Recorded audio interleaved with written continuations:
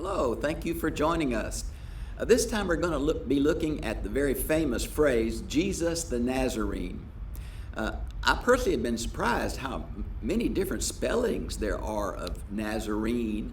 And so I think it really refers to several different things, but it's confusing in English because it's often translated that way by an English text. So let me go over the four different words and then the implications that I think are there.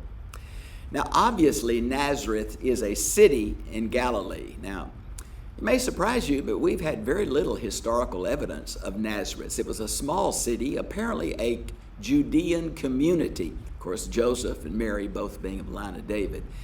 And for a long time, we just never had any documentation. But recently, in recent times, we found some documentation that there was a city called Nazareth. The second thing, it's a geographical location. And I want to remind you, Jesus coming from Galilee was not a real compliment. And then the one that has, I guess, intrigued me the most is where a similar sounding word, but misspelled a little different way, is a play on the Hebrew word for netzer, which is a branch. Now, there are several places this is used. I guess the one I like the most is Isaiah 11:1, where three different words, a shoot and a branch being a name of the Messiah, the branch. I was going to give you a couple of those verses. Yeah, you might want to look at Jeremiah 23:5, Jeremiah 33:15 for the capital B branch as another title for the Messiah. There's also another related term that is used, particularly Leviticus 27, for a commitment to a vow. Now, it's also used in number 6 for a Nazarite vow. And so here again, we have another term that sounds very close to Nazareth, Nazir, Nazarite. And these all mean different things, but they're spelled very close together. I was looking through the historical documents and found that this term, or very similar terms, were used in several different ways by the early church. So here they are. First, the Jewish people noted that this was a heretical group, the Nazarenes. Now,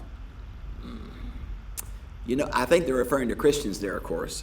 The second one, in Jewish circles, it came to describe believers in Christ.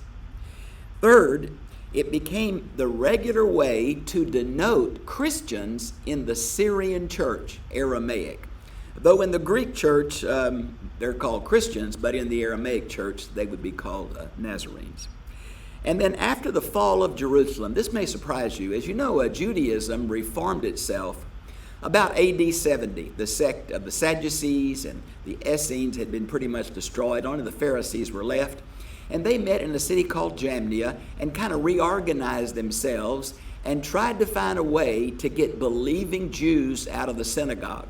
So they developed a series of curses called the 18 Benedictions. I want to read just one of these to you, please. May the Nazarenes and heretics disappear in a moment. They shall be erased from the book of life and not written with the faithful. So you can see that the word Nazarene took on some pretty surprising and negative implications within Judaism. Now again, I really am surprised how many different spellings there are, very similar but different. This same kind of thing surprised me with the prophet Jeremiah. I think there are about 3 or 4 different ways to spell Jeremiah. You would think with one author, they'd get the name spelled the same way.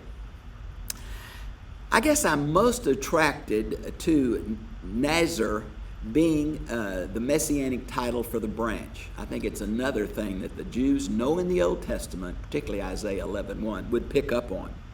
I want to remind you that remember Nathan in John 1, when he said, can anything good come out of Nazareth? Friends, Nazareth was a half Jew, half Gentile area. They expected nothing orthodox or good to come out of that area. So Jesus being called a Nazarene was a negative idea. I think that's what I want to do today. I was mentioning to you a wonderful little book that has a lot of this information, is the New International Dictionary of New Testament Theology. It's about 6 volumes. It's rather expensive, but if you have access to a library, I think you'll really be blessed. Have a great day.